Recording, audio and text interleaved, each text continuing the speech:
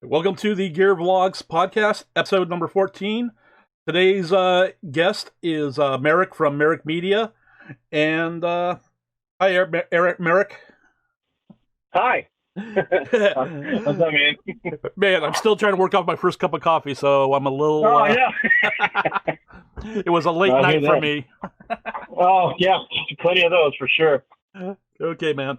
So, introduce yourself to my audience, Merrick. I know I've known you. You have a presence on Instagram and on social media. So let's introduce everybody who's within the car community who's following this podcast, listening to it, or viewing it on YouTube, to so they get a little background behind you. Yeah, sure. My name is Merrick. I've been doing car stuff for a long time. I'm originally from South Carolina, and through certain events, I wound up in Texas, where really my whole photography, videography, getting into the car scene kind of blossomed. I've always been into cars since I was a little kid.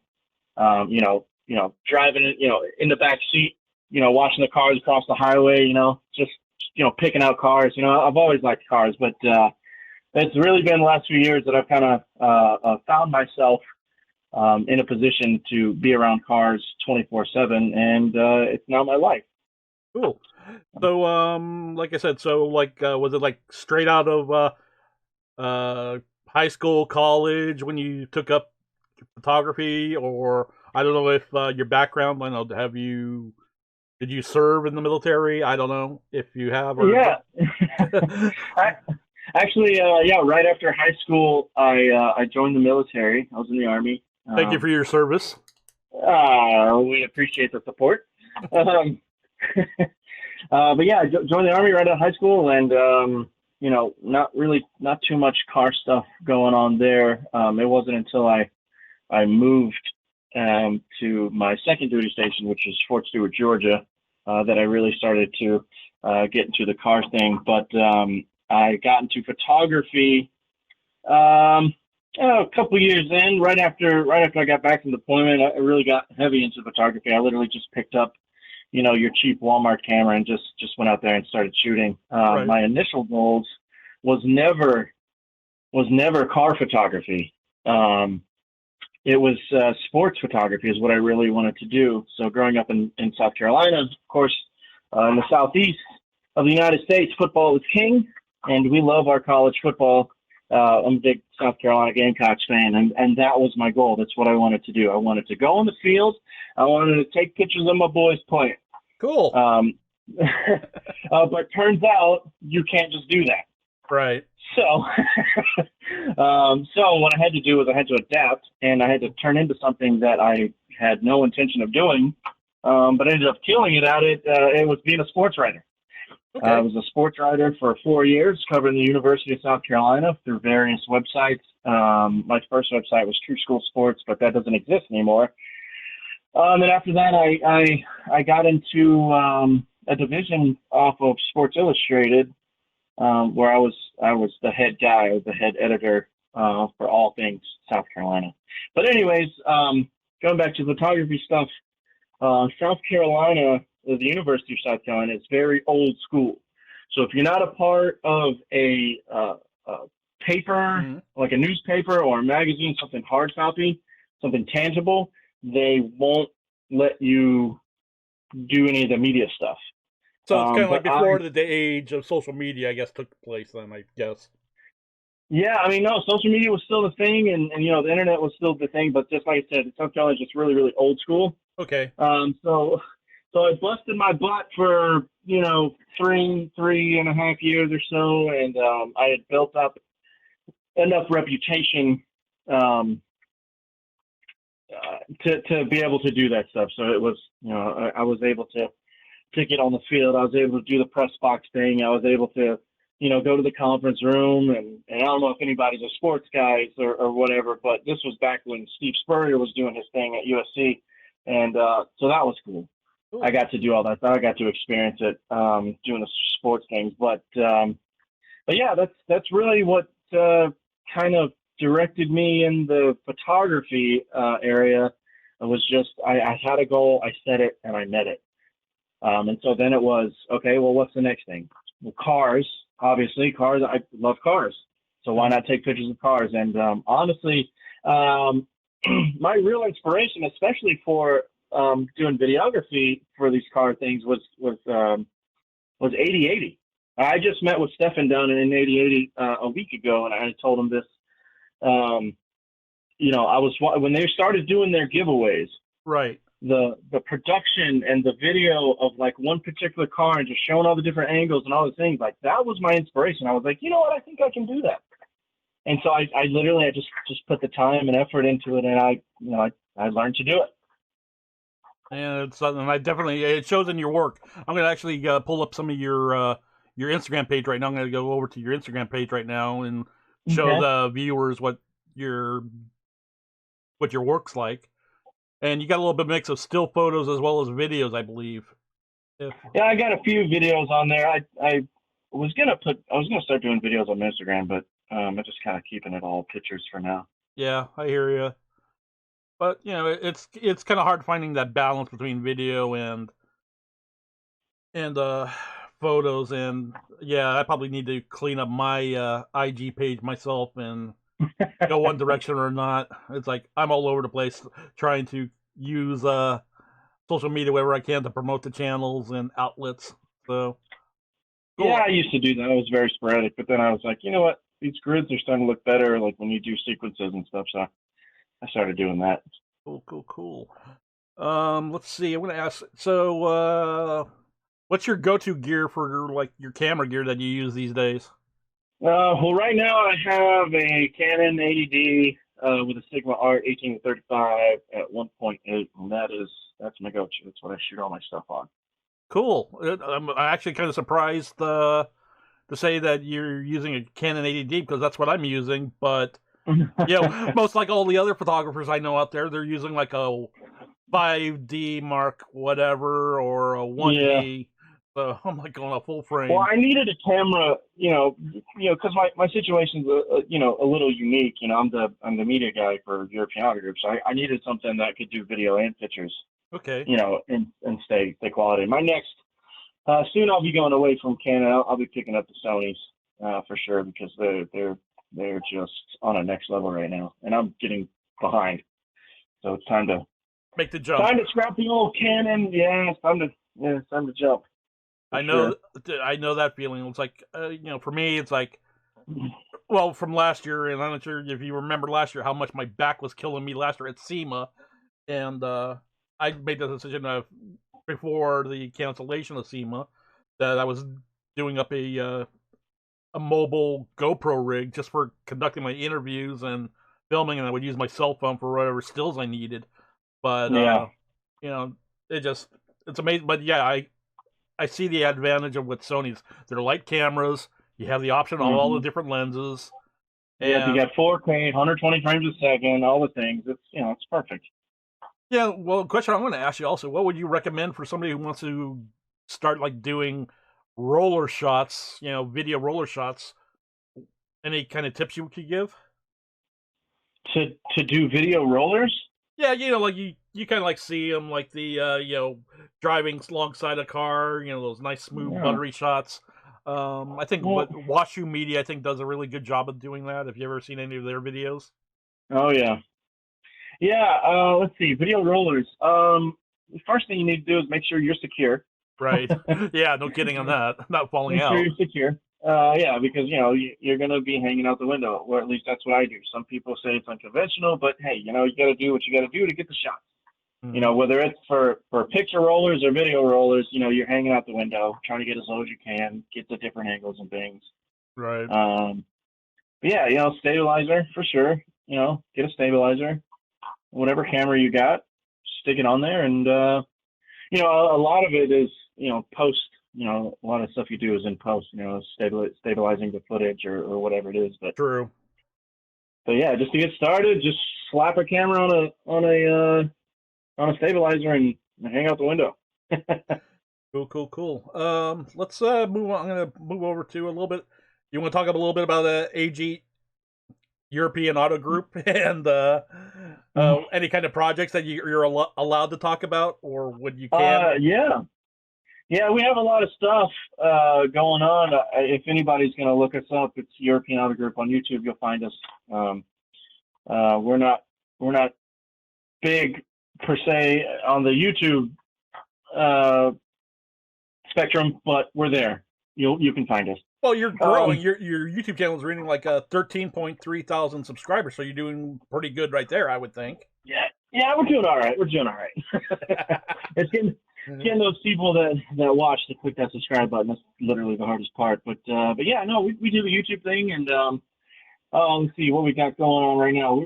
If you look at it, we haven't posted in 2 months, but there's a reason for that, and I don't know if I can quite say why and where we've been, because we do have a very, very special video getting ready to come out within the next week or so. It's a project that we were working on that we didn't tell anybody we were doing, and it's going to be a reveal, and we're going to drive this thing. It's going to be epic and awesome.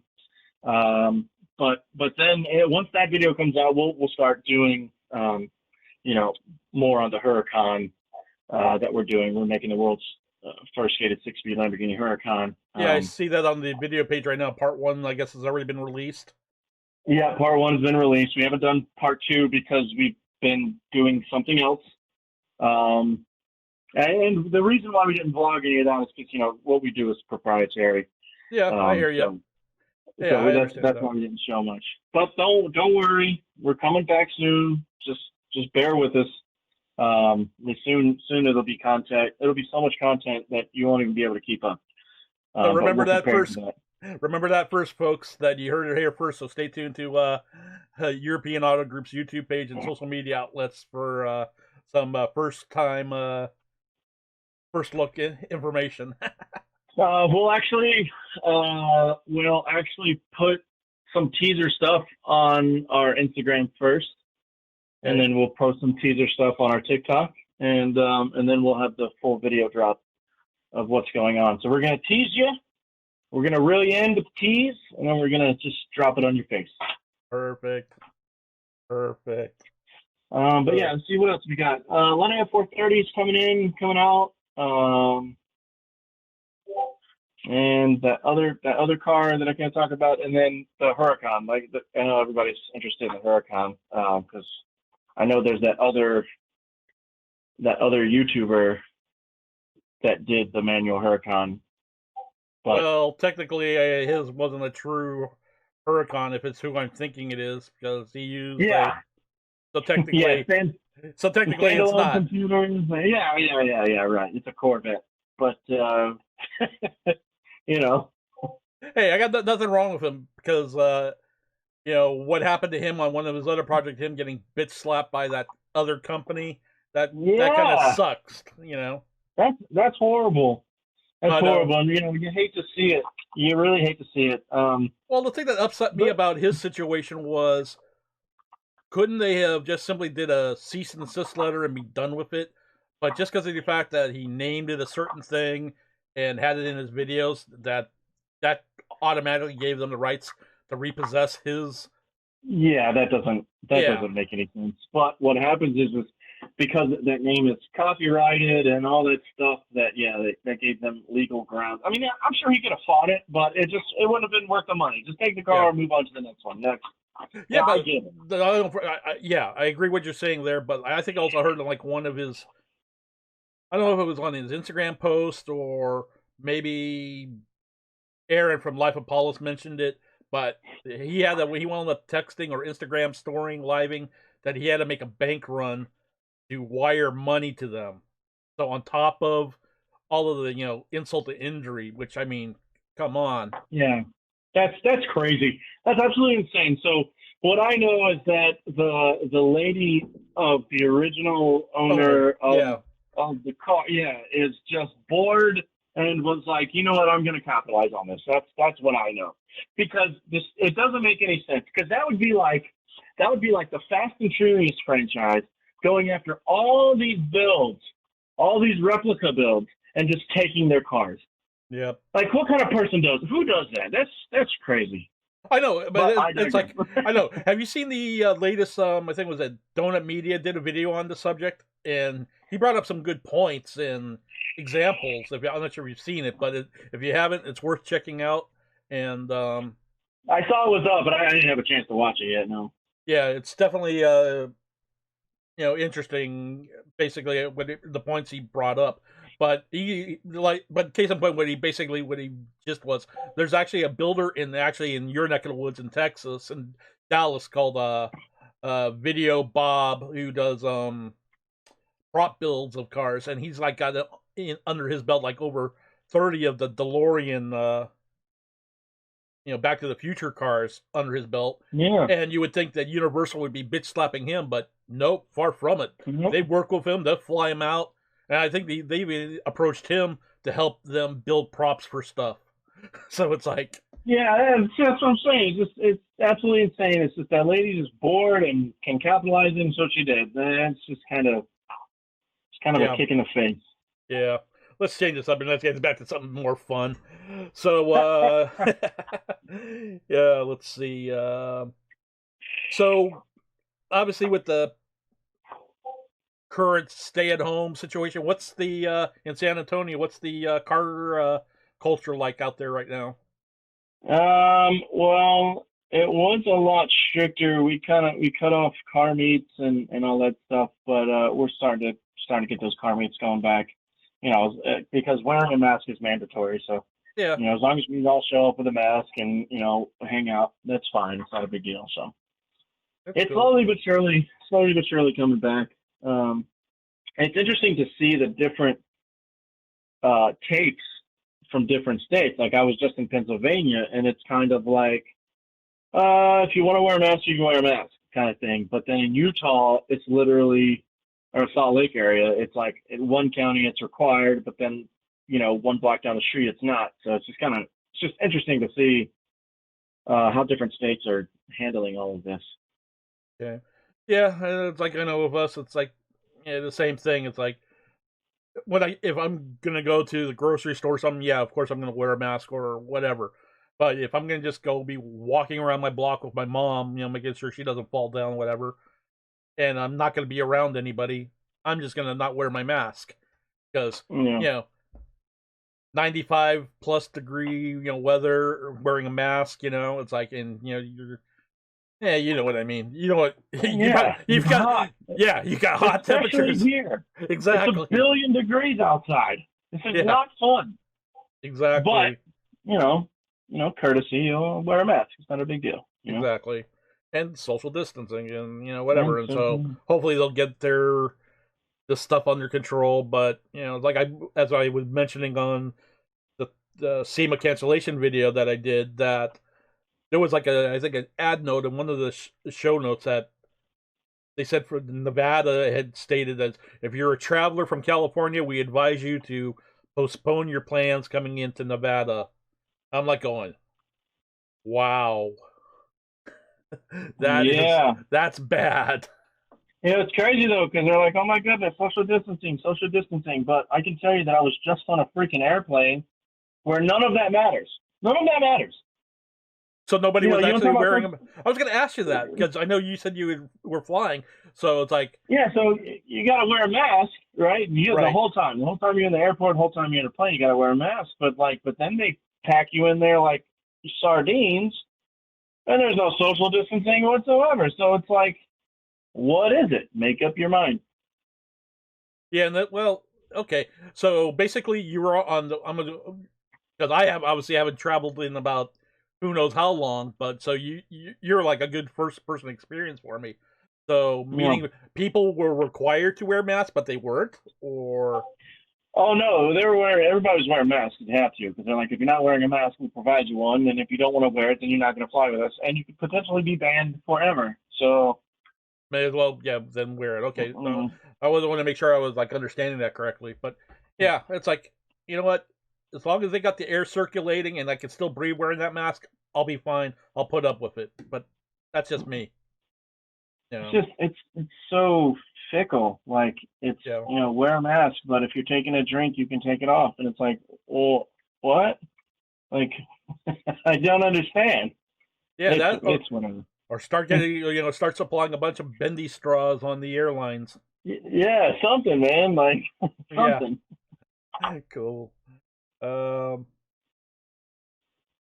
so let's see. So you got any advice you might want to give to little kids who are interested in picking up car spotting as a hobby, or any advice might want to give Yeah, them? car spotting or photography, Yep. videography. Look, the best advice I can give you is to just go shoot. If it's something you're passionate about, if it's something that you love, you know, study, learn your camera, know what it can do, know how to work it, your basics, your ISO, your aperture, shutter speed, all this stuff. Right. Learn it, and then just go shoot. Like, because you're only going to get better. You're only going to get better. I was shooting for roughly 4 years now, like into it, not just a hobby. Mm-hmm. For about 4 years, and man, like I go back and look at pictures from 8 months ago, and I'm like, holy crap, I can't believe I thought that was good. Like you learn different things, and you're always evolving, and you're always trying to make yourself better. So best advice is just go shoot, practice, watch Peter McKinnon, go watch YouTube, like learn your camera, Perfect. learn your craft.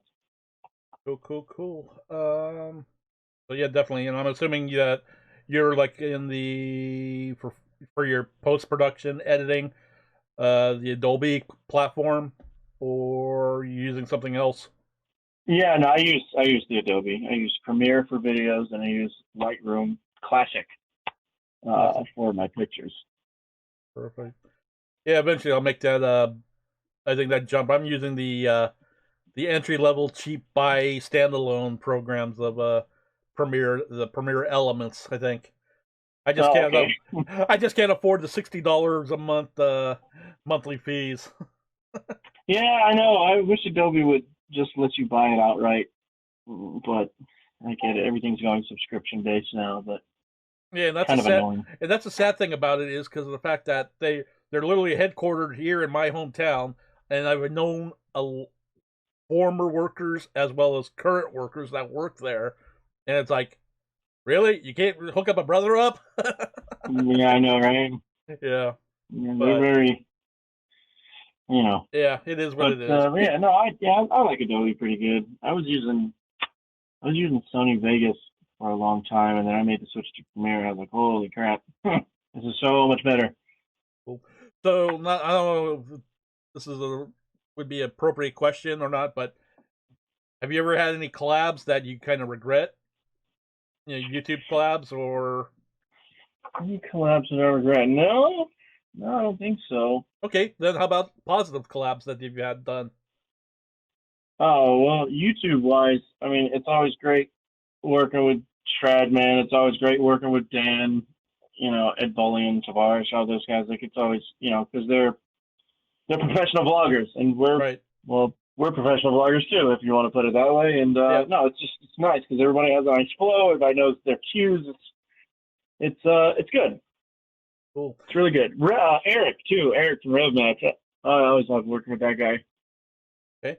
Now, like I said, for maybe the smaller guy, that smaller YouTuber, let's say, that wants to try to reach out to somebody like as big as you or something, any advice you could give on how possibly to reach out to them, propose a possible collab?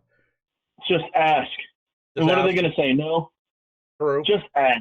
I mean, I've gotten a lot farther than I ever thought I would by just simply asking.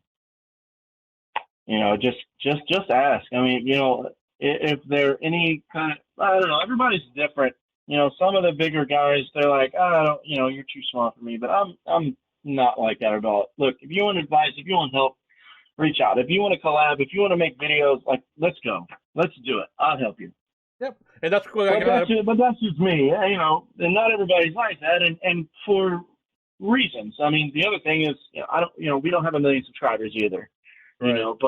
But even at 1 million subscribers or 2 or whatever it is, the people that I work with, we're always down. We're always down to help and grow and just be better. We all want to make money. Like, let's do it. We can do it together. Exactly. And that's just kind of the mentality that I have, and that as a young guy starting, you're going to get there, but don't change who you are because you have X amount of followers or you're getting this amount of likes on Instagram. Like, don't do that. Just be who you are, stay true to yourself, and help others. And that's so true. And actually, I actually have kind of appreciated you, because when we first started talking and I approached you to see if you wanted to come on to this show, you said sure. Yeah, I know. And then we've been trying to do this for months, but man, it's been crazy. It's been so crazy. Yeah, and that's like, that's kind of like what I said. It's like, hey, I'm willing to work with anybody if they're willing to come onto my show and be under the, I guess, hot seat, so to speak, whatever you want to call it. Yeah. But I just wanted to keep it friendly. I'm willing to work with people, and the way I look at it in the long run, more exposure is better than no exposure. Right. That's exactly right. Exactly right. I will say though, Mr. Man, I was looking at your Instagram. Yep. Use hashtags, dude. Use hashtags. Oh, I've been trying, man, but I've been noticing I've been having a bug on mine, like on the last couple of ones, that Instagram would not let me use any hashtags. Oh. So it's like, I wonder if I'm on a banned list or something. I wonder if you're shadow banned. Instagram's fickle too. They're not.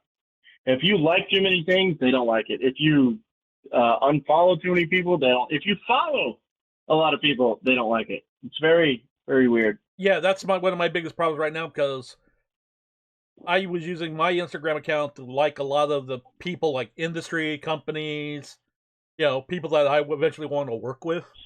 Mm-hmm. So at that point, it's gotten to the point where that list is so big. It's like I'm trying to unsubscribe from a bunch of people, but then they put like a limit of how many people you can unsubscribe per day, and all of that other crap.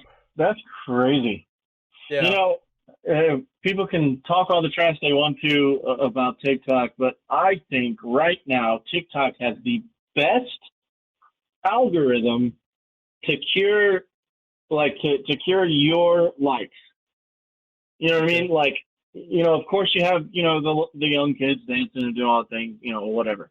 But for us, there is a car community on TikTok. Like, there's so many sub communities, and then when you start liking these things, TikTok figures out, hey, you like car stuff, so we're going to show you car stuff. I think, and they'll show your stuff to other car people.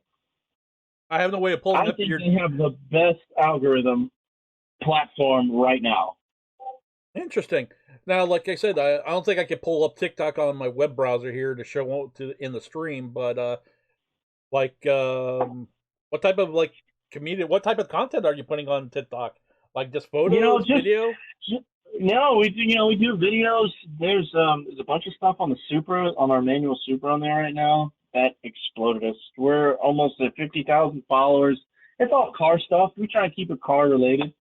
Of course, there's some stupid ones where we're acting a fool and, lighting pizza on fire and, stuff like that. But, hey, it's cars. It's just kind of like some behind the scenes stuff that you don't really see on the vlog. Okay.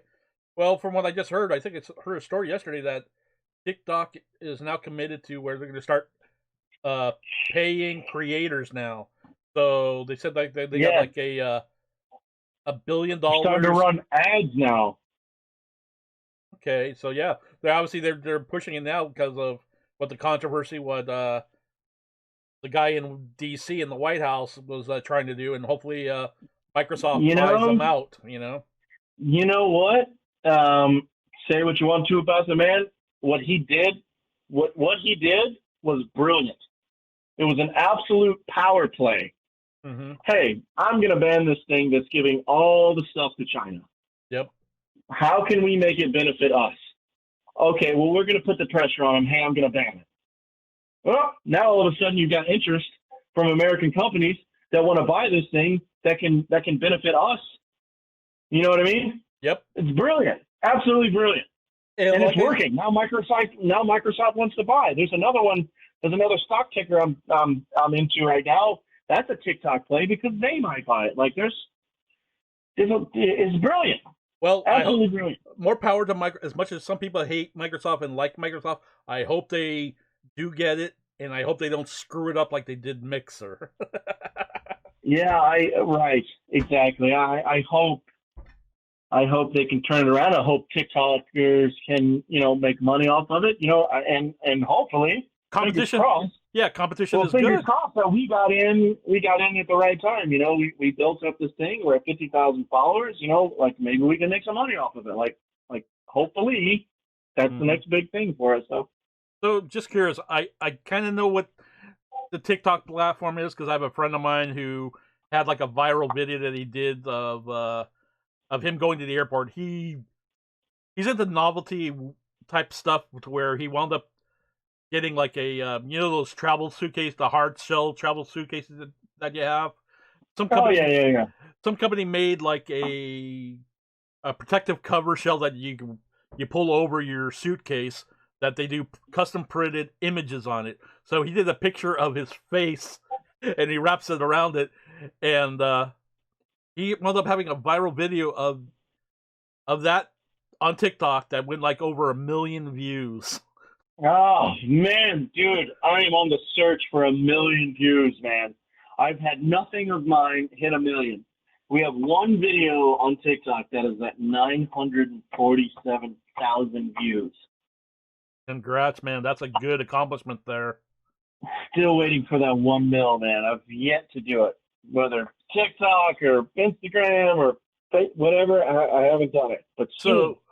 So, yeah, I'll definitely. So, if people are on TikTok, where can they find your accounts there? Is that one I? Yeah, just look up the European Auto Group.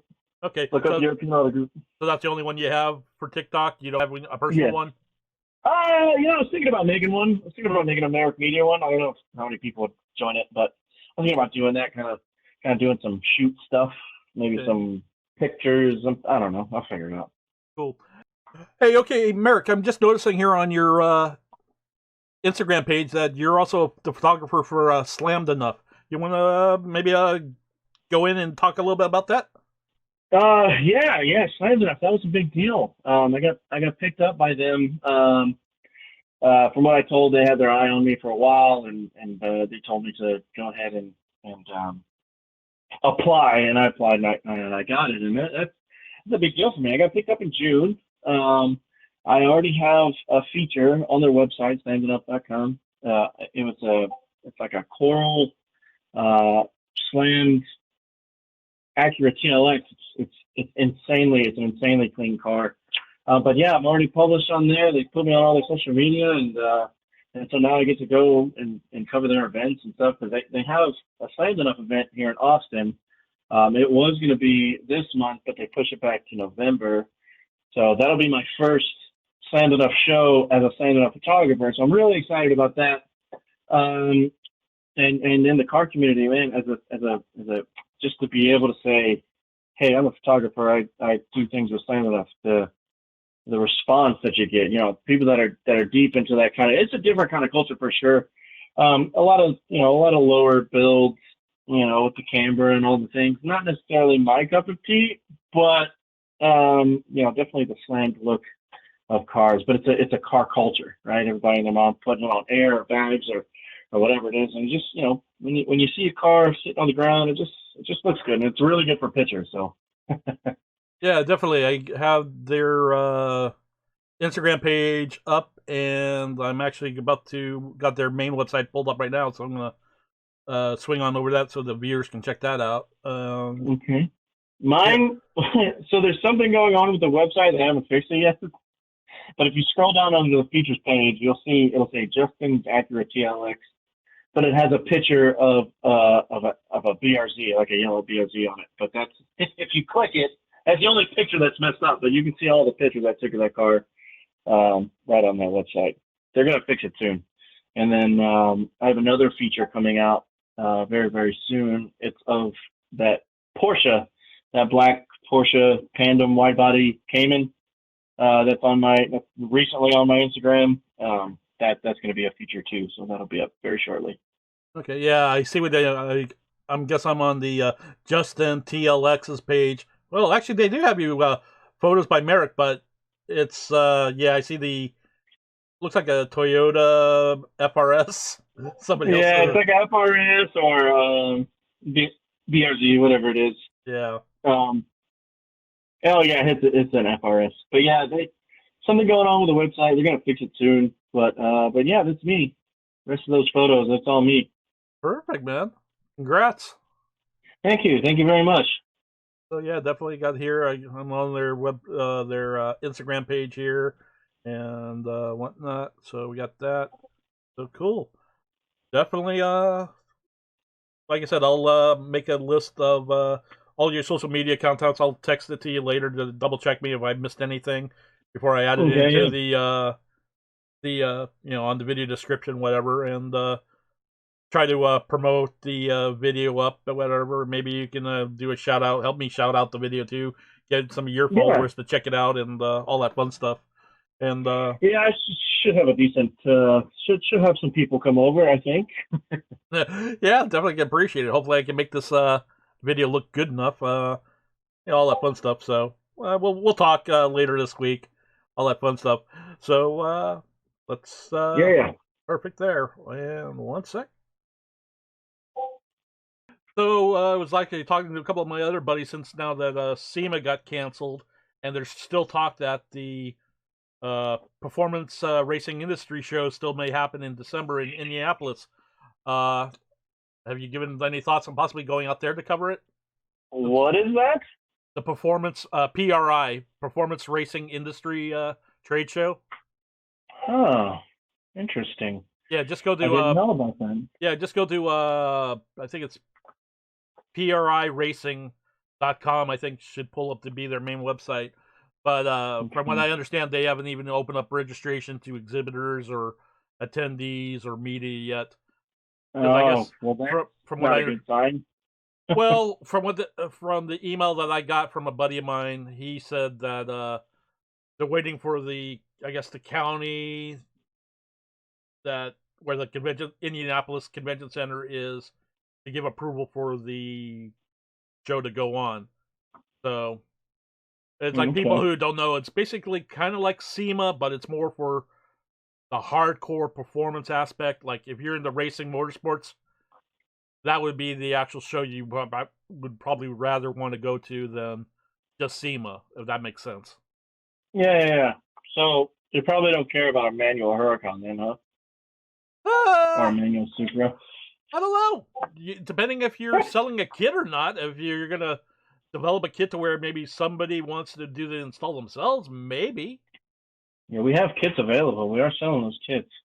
So maybe that's something to, consider. Like, well, obviously you guys know the aspects more of what's involved, because actually I was looking at some of the ideas of toying with the ideas of if I ever get enough sponsors to help fund the project, like taking a V10 or a V12, Lambo or a, I don't know, maybe even a Viper V10 and doing like a mid-engine design on some kind of car, drop it into something in a mid-engine project car, Yeah. If we can get a C8 in time, that'd be cool. Yeah, we want to make a manual C8, but until somebody can crack that computer, it's really. We can do a standalone and make it functional, but I mean that's not the business we're in. We don't do hack jobs. That's the thing I wanted to ask you. You brought up a good point, because I guess there was I know a couple of guys who are building our other YouTubers. You got DJ Hunt. I think who else was it? Yeah. There was Amelia. Amelia Hartford, but she wound up. But the thing I was trying to find out information on is, like you said, nobody has really cracked the code for it's interesting because you have all these people like Hennessy and stuff that did the twin turbo C8 and blah blah blah. Like it looks cool, but I know they're not pushing that much power. I think it's only like 4 psi they can even push out of that thing because they can't get past the computer. So like you have all this money put in there to make power, but you just can't right now. Yeah. Well, like I said, what was it? Amelia Hartford, she already essentially grenaded her motor. But she was using all I could get from the most recent videos that I saw on her. They were using some kind of like piggyback system to be able to tune her car. But they're saying nothing, with the tune was the reason why the car let go. They think it was basically materials, whatever. How the stock, they pushed it past the stock limitations of what the car was capable of, is basically what they're claiming. So they basically did a video where they pulled out the car, crated it up, and sent it out to Texas Speed so they can have develop a kit or a product now with it. Yeah. So, but yeah, it's interesting because of the fact that everyone I've talked to and people that I know who have people in the know at GM, they said, yeah, good luck in them trying to crack it. It's not going to happen. Not anytime soon, that's for sure. Well, it's kind of like that old adage. Have you ever watched, was it Too Fast, Too Furious, where Paul Walker's character goes, to Ludacris's head mechanic and says, "Hey, Jimmy, can you look at the car? Tell me what you can find." What's up, Jimmy? So what's up? You ever seen anything like this before? Nah, both of them are wired up like I never seen before. And he comes back, yeah, that thing's so wired up, spired all throughout the whole system. They'll even know when when you're wearing your seatbelt or not. Yeah. So it's essentially, that's what GM's approach, I think, is taken.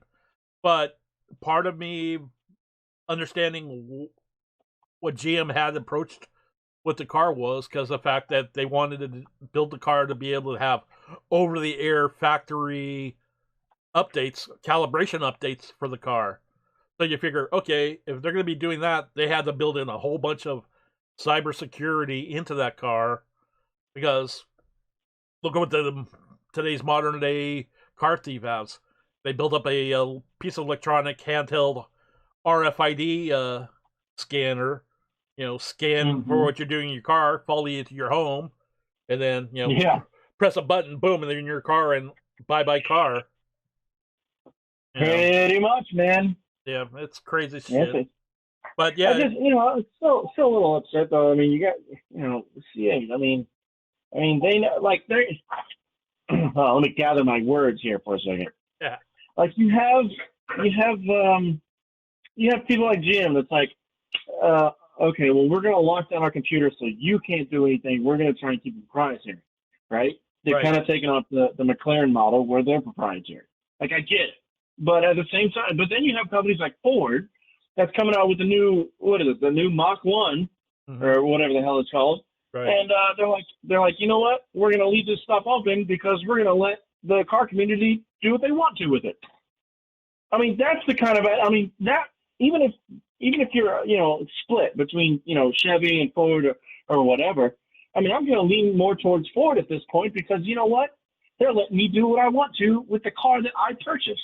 Yep. Well, I'm not sure. I'm now going to be dating myself way back, but at one time Ford was totally opposite on that aspect, and I'll tell you and the audience this little story. Way back when, before software and chip tuning became available, there was this little guy, or I shouldn't say little guy. This gentleman never went to school for engineering or anything, self-taught. Basically, went to the local library, read up.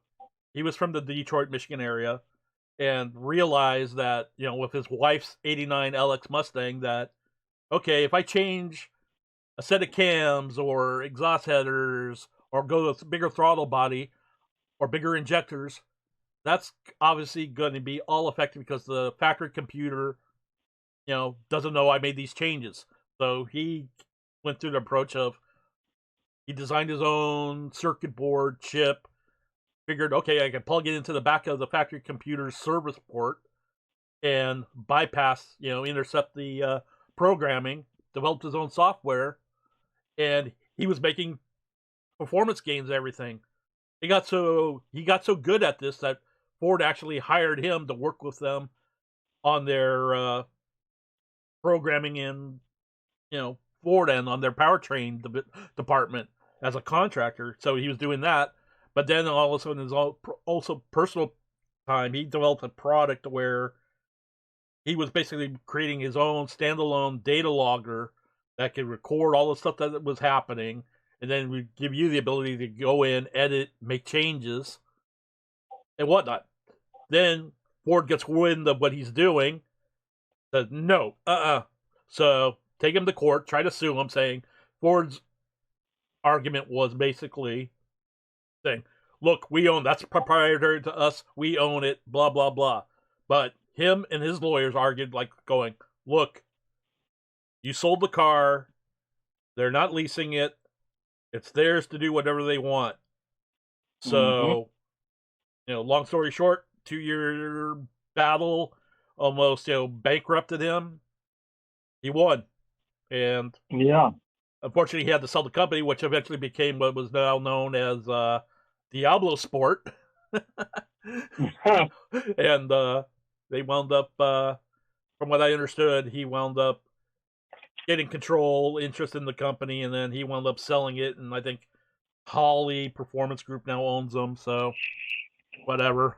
But yeah, it's kind of like weird. So that it's interesting to hear that they're now taking the approach of, let people do whatever they want with this, as far as cracking the codes and tuning it and whatnot. Because I'm sure that if Ford's worried about, like, saying, oh, you did a bunch of tuning and you blew up your engine, now you're trying to get a warranty out of us, I'm sure they have ways that they can document or prove that, it was like, your tuning fault or something, like, whatever. Yeah, and that's, I think that's how they've kind of curbed it a little bit. It's like, okay, yeah, sure, it's your car, you can do what you want, however, no warranty. Yeah, but it is what it is. Cool. All right, man. I think that pretty much covers it. I'm out of questions I can ask you.